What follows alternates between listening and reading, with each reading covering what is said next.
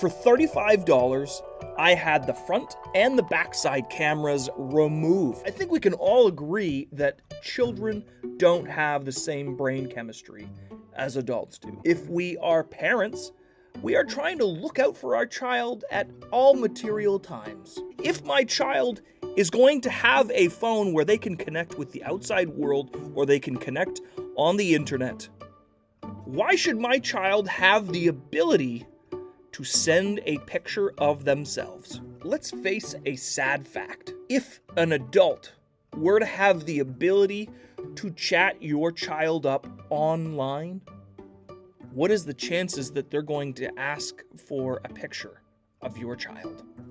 In some circumstances, you may feel like a sticker like this to place over your child's cameras could be an appropriate means to protect your child.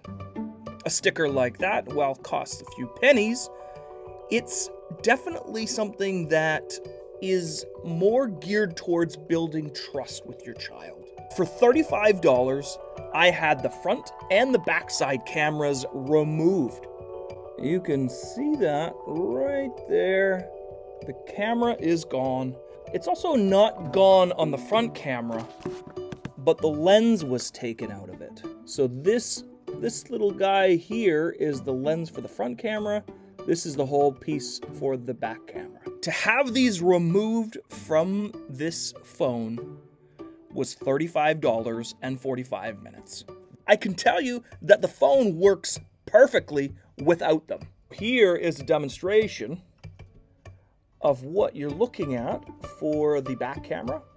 Here is what the front camera looks like. So you can see this right here. A whole bunch of colors, which could be an interesting effect for your child to play around with and be creative. They can't have a FaceTime call with a stranger that chatted them up on the internet.